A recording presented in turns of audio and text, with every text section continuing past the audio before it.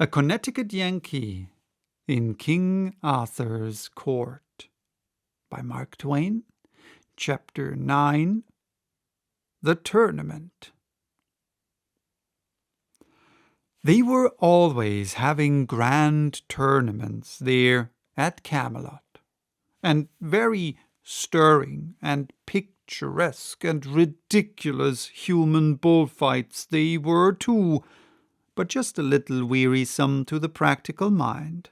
However, I was generally on hand for two reasons. A man must not hold himself aloof from the things which his friends and his community have at heart if he would be liked, especially as a statesman. And both as businessman and statesman, I wanted to study the tournament and see if I couldn't invent an improvement on it. That reminds me to remark in passing that the very first official thing I did in my administration, and it was on the very first day of it too, was to start a patent office. For I knew that a country without a patent office and good patent laws was just a crab and couldn't travel any way but sideways or backways. Things ran along. A tournament nearly every week, and now and then the boys used to want me to take a hand. I mean Sir Lancelot and the rest, but I said I would buy no hurry yet, and too much government machinery to oil up and set to rights and start a-going. We had one tournament which was continued from day to day during more than a week, and as many as 500 knights took part in it, from first to last. They were weeks gathering. They came on horseback from everywhere, from the very ends of the country, and even from beyond the sea. And many brought ladies, and all brought squires and troops of servants. It was a most gaudy and gorgeous crowd as to costumery, and very characteristic of the country and the time in the way of high animal spirits, innocent indecencies of language, and happy-hearted indifference to morals. It was fight or look on all day and every day, and sing, gamble, dance, carouse half the night every night. They had a most noble good time. You never saw such people. Those banks of beautiful ladies shining in their barbaric splendors would see a knight sprawl from his horse in the lists with a lance shaft the thickness of your ankle clean through him and the blood spouting, and instead of fainting, they would clap their hands and crowd each other for a better view.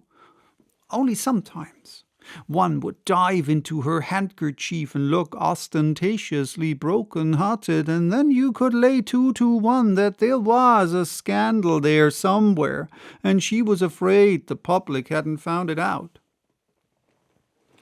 The noise at night would have been annoying to me ordinarily, but I didn't mind it in the present circumstances, because it kept me from hearing the quocks detaching legs and arms from the day's cripples. They ruined an uncommon good old cross-cut saw for me, and broke the sawbuck too. But I let it pass. And as for my axe, well, I made up my mind that the next time I lent an axe to a surgeon, I would pick my century. I not only watched this tournament from day to day, but detailed an intelligent priest from my department of public morals and agriculture and ordered him to report it. For it was my purpose, by and by, when I should have gotten the people along far enough, to start a newspaper. The first thing you want in a new country is a patent office. Then work up your school system, and after that, out with your paper. A newspaper has its faults, and plenty of them, but no matter. It's hark from the tomb for a dead nation, and don't you forget it. You can't resurrect a dead nation without it. There isn't any way. So I wanted to sample things and be finding out what sort of reporter material I might be able to rake together out of the 6th century when I should come to need it. Well, the priest did very well, considering. He got it all, the details, and that is a good thing in a local item. You see, he had kept books for the undertaker department of his church when he was younger, and there you know, the money's in the details. The more details, the more swag. Bearers, mutes, candles, prayers, everything counts. And if the bereaved don't buy prayers enough, you mark up your candles with a forked pencil, and your bill shows up all right. And he had a good knack at getting in the complimentary thing here and there about a night that was likely to advertise.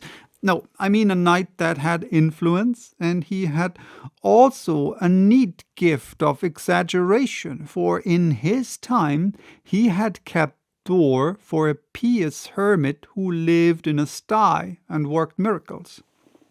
Of course, this novice's report lacked whoop and crash and lurid description, and therefore wanted the true ring. But its antique wording was quaint and sweet and simple and full of the fragrances and flavor of the time, and these little merits made up in a measure for its more important lacks. Here is an extract from it. Then Sir Brian de Lazille and Grummore Grummorsome, knights of the castle, encountered with Sir Aglovale and Sir Tor. And Sir Tor smote down Sir Grummore Grummorsome to the earth. Then came Sir Carados of the Dolorous Tower, and Sir Turquin, knights of the castle, and there encountered with them Sir Perceval de Galis and Sir Lamorak de Galis, that were two brethren, and there encountered Sir Perceval with Sir Carados, and either brake their spears unto their hands, and then Sir Turquin with Sir Lamorak, and either of them smote down other, horse and all, to the earth, and either parties rescued other, and horsed them again. And Sir Arnold and Sir Gauter, knights of the castle, encountered with Sir Brandilis and Sir Kay, and these 4 knights encountered mightily, and brake their spears to their hands. Then came Sir Pertolope from the castle, and there encountered with him Sir Lionel, and there Sir Pertolope the Green Knight smote down Sir Lionel, brother to Sir Launcelot. All this was marked by noble heralds who bear him best, and their names. Then Sir Bleobaris brake his spear upon Sir Gareth, but of that stroke Sir Bleobaris fell to the earth. When Sir Galihodin saw that, he bade Sir Gareth keep him, and Sir Gareth smote him to the earth. Then Sir Galahad gat a spear to avenge his brother, and in the same wise Sir Gareth served him, and Sir Dinadan, and his brother La Cote Mail Tile, and Sir Sagramore le Desirous, and Sir Dodinus le Savage. All these he bare down with one spear. When King Oswiance of Ireland saw Sir Gareth fair, so he marvelled what he might be that one time seemed green, and another time at his again coming he seemed blue. And thus at every course that he rode to and fro he changed his colour, so that there might neither king nor knight have ready cognizance of him. Then Sir Agwisance, the King of Ireland, encountered with Sir Gareth, and there Sir Gareth smote him from his horse, saddle and all. And then came King Carados of Scotland, and Sir Gareth smote him down horse and man.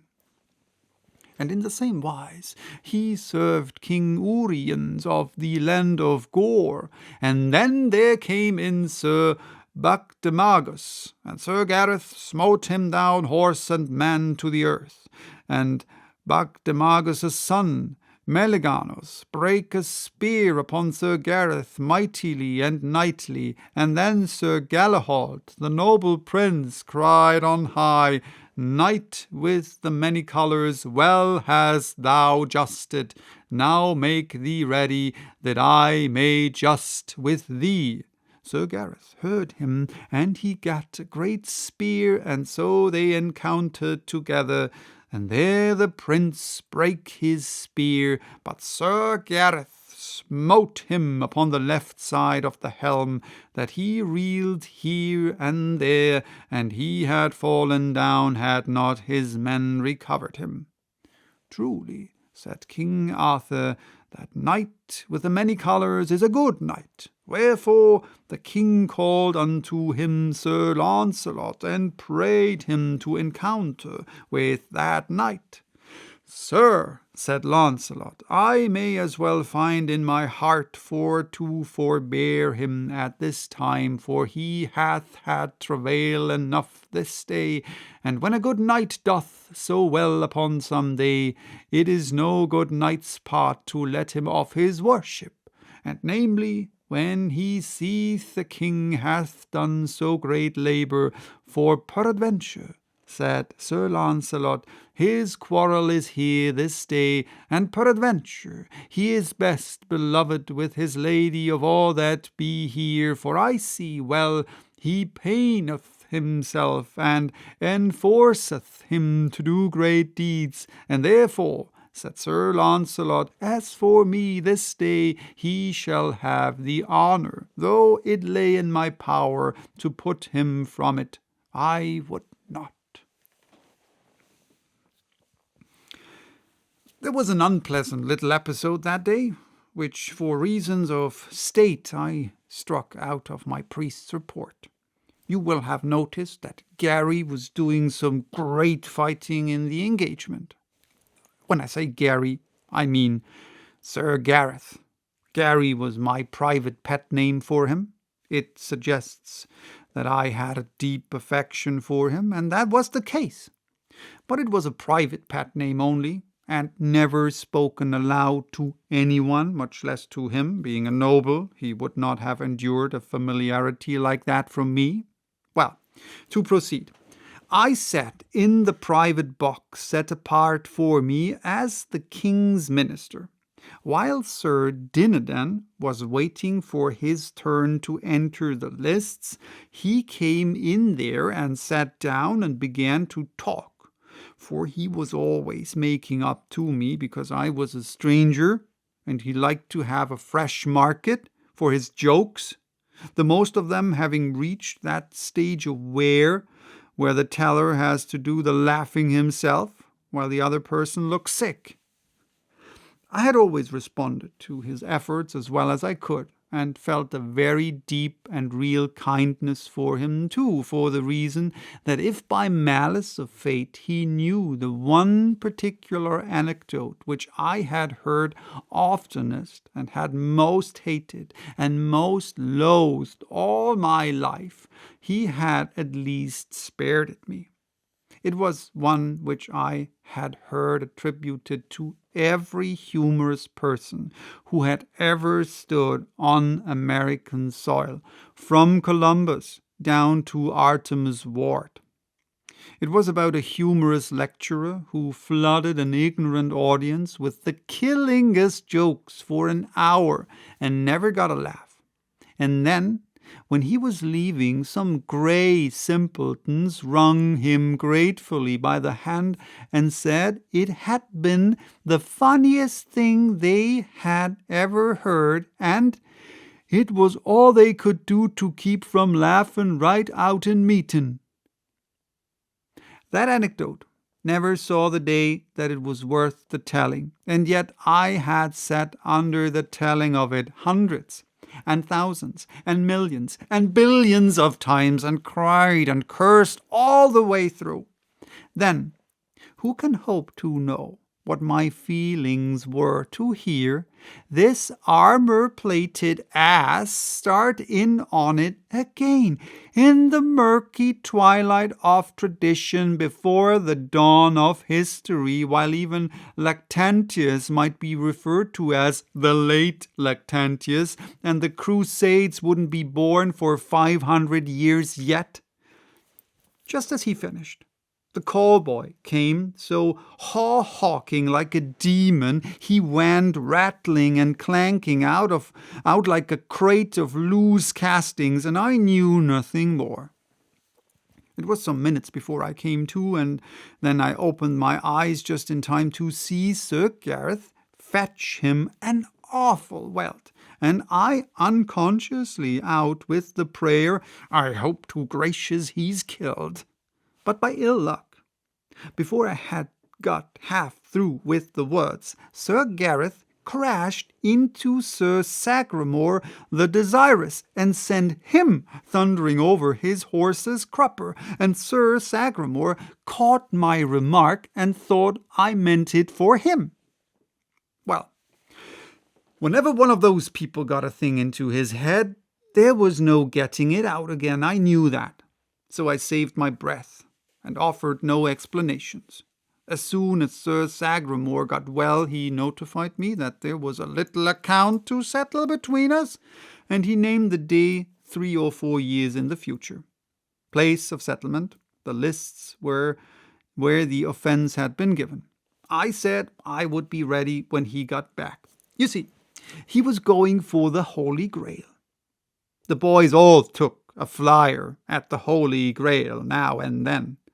It was a several years' cruise. They always put it in the long absence, snooping around in the most conscientious way, though none of them had any idea where the Holy Grail really was. And I don't think any of them actually expected to find it, or would have known what to do with it if he had run across it.